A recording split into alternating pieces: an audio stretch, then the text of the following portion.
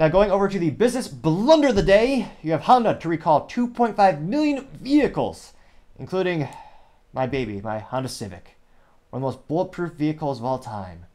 And of course, the Honda Civic Si only comes with a stick shift, as all vehicles should by default, also known as having 3 pedals, aka the manual transmission, the most fun you'll ever have driving a vehicle, bar none. I cannot recommend this experience enough. Every time I shift, I smile a little bit. Worth every penny. Now, this comes to us thanks to ABC News, and they note that over 2.5 million cars, including Honda, as well as the other brand that they own, which is Acura, are affected by the recall. They know that Honda Motors' American arm is recalling more than 2.5 million vehicles in the U.S. due to a fuel pump defect that can increase the risk of engine failure or stalling while driving. Again, this is by the Associated Press as well as ABC News. And it looks like, according to the documents published by the National Highway Traffic Safety Administration, the fuel pump impeller used for the 2017 to 2020 Acura and Honda vehicles were improperly molded. This results in low-density impellers which, quote, can deform and interfere with the fuel pump body, quote, over time, regulators said, leading to an inoperative fuel pump. If the fuel pump doesn't work, oh, this is hilarious, I have to explain it. Well, I was going to say, I know a lot of people are buying electric vehicles, and Lord knows I don't think they teach anything in public schools these days, let alone mechanical engineering or actually how to properly maintain your vehicle. True, they even teach you how to balance a checkbook or actually calculate interest on something, which shows the vast ineptitude of the public schools, and perhaps why the ACT scores at a 32-year low, which, of course, the teachers' unions want even more money. But nevertheless, we'll explain what the hell a fuel pump does. Now, a fuel pump pumps fuel into the engine so it could ignite the engine, make the pistons go up and down, drive the crankshaft, drive the drivetrain, vehicle go forward. Or reverse if you use the reverse gear. Now, nevertheless, they specify if the fuel pump module doesn't work, the car's engine may not start or stall while driving. Because again, you need fuel for the actual engine. They know that could increase crash and injury risk. Honda says it has not received any crash or injury reports related to recall to date. So again, silver lining in life, usually you can find it if you squint hard enough.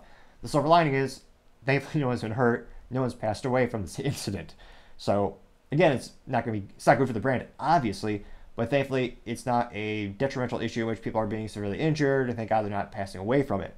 So that's the good news. Now, Honda additionally said, quote, countermeasure replacement parts are not available in sufficient quantities for all recalled vehicles at this time of this announcement. And Honda America intends to notify vehicle owners in stages, unquote. Or just, listen and I'll tell you all these vehicles. Now, looks like dealer notification was scheduled to kick off earlier last week, according to the National Highway Traffic Safety Administration documents. Drivers can confirm if their specific vehicle is included in the recall using the NHTSA site and or excuse me, Honda or Acura's recall or lookup recall platforms. And this is the sad part. These are all the impacted models, which, spoiler alert, Honda Civic is hit.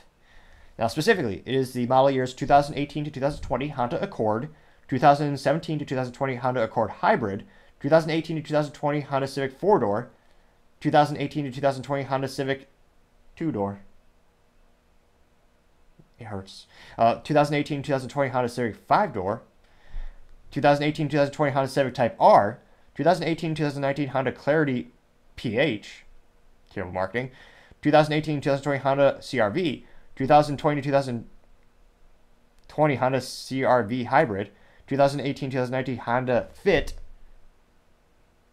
oh jeez Louise, 2018 to 2020 Honda HR-V, 2018 to 2020 Honda Acura ILX, 2019 to 2020 Honda Insight, 2018 to 2020 Acura MDX, 2018 to 2020 Acura MDX Hybrid, 2017 to 2020 Acura NXX, 2018 to 2020 Honda Odyssey, 2019 to 2020 Honda Passport, 2018 to 2020 Acura RDX, 2018 to 2020 Honda Ridgeline, 2018 to 2020 Acura RLX, 2018 to 2020 Acura TLX. End. Jeez Louise, 22 different models, including the premium, well, I mean, I would never buy one because obviously it's automatic only, but even the newer Acura NXX.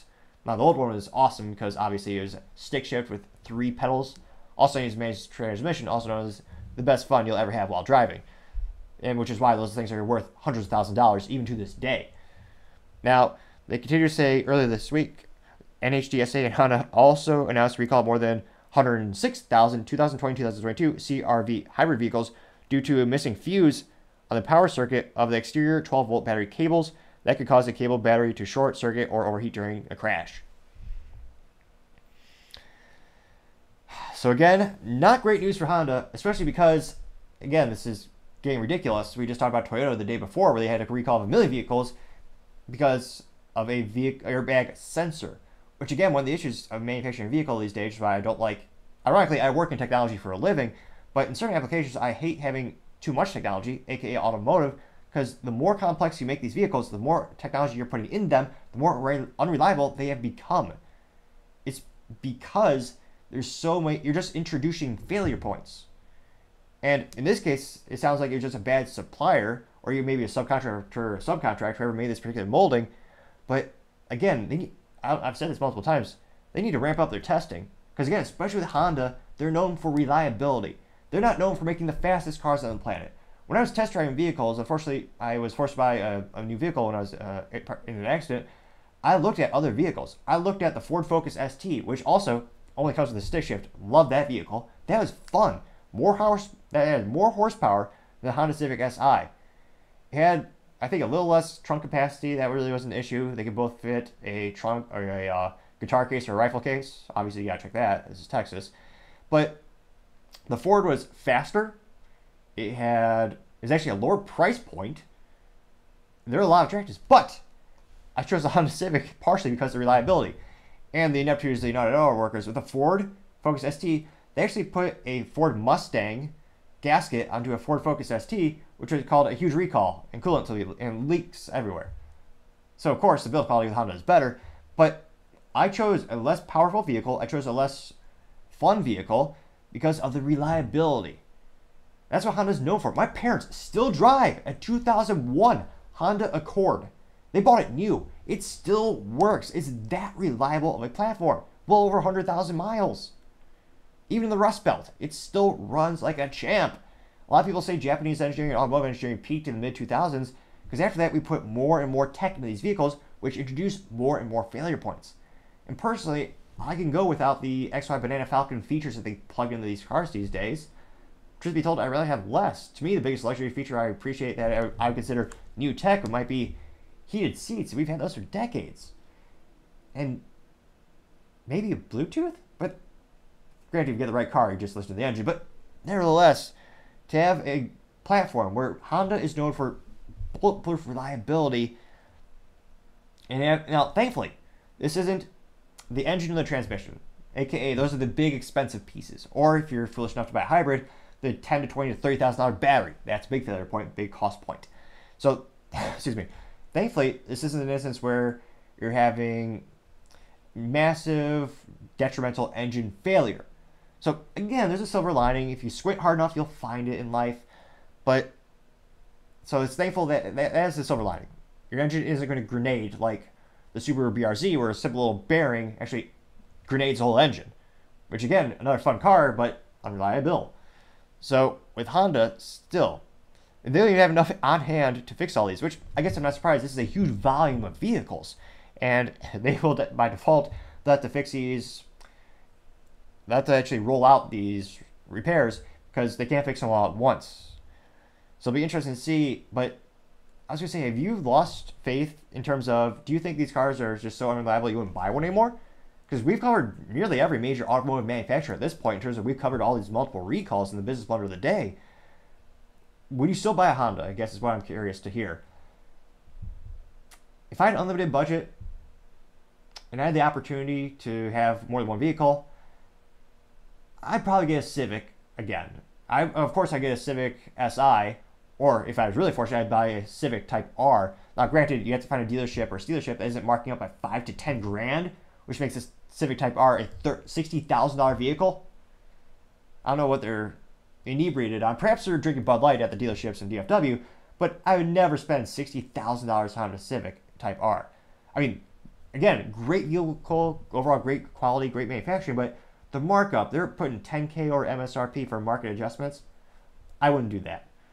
But if I could get a Honda Civic Type R and had the excuse me, the resources to afford that, or Honda Civic Si, a new model, and they didn't charge a market adjustment, I could get it at MSRP or realistically, below MSRP. Even given all these recalls, I still say I'd buy one. Because again, to me, the most expensive thing I've ever had in my vehicle, I had to replace I have a 2018 Honda Civic Si with a stick shift, by default, of course, the best transmission ever. The only major thing I've had to do is I had to buy a engine mount, because that was wearing out. So a little piece of rubber, glorified, little engine mount replacement, and I replaced the front brake rotors, which, I should clarify, I've only had to do those because I take it to the track. So I do a lot more wear and tear on the vehicle than you would if you're just daily driving it and not putting as much hard miles on the vehicle. Now, I've been very blessed and privileged. I haven't had any major catastrophic mechanical issues with the vehicle, which kind of is one of the reasons why I think I'd purchase one again. But nevertheless, to have such a big recall affecting a little over 2.5 million vehicles, I mean, that is still the business blunder of the day. Thank you, everyone, again, for taking the time to tune in today. Again, we're trying to get to 4,000 subscribers by the end of December. Still a little bit of time, so you click that button. I greatly appreciate it. Also, leaving a comment is a great way to give me some additional feedback. Let me know how I can make the show better and better, as I do want to constantly improve the product and make everyone more excited to tune in and tune in again. Also, leaving a thumbs up is a great way to let me know I'm on the right track, as well as I think it helps with the YouTube algorithm to get shared more. Lastly, don't forget to take time to tell your family, tell your friends, tell your coworkers, heck, tell your enemies, tell anyone and everyone. Just stay safe, fight the good fight.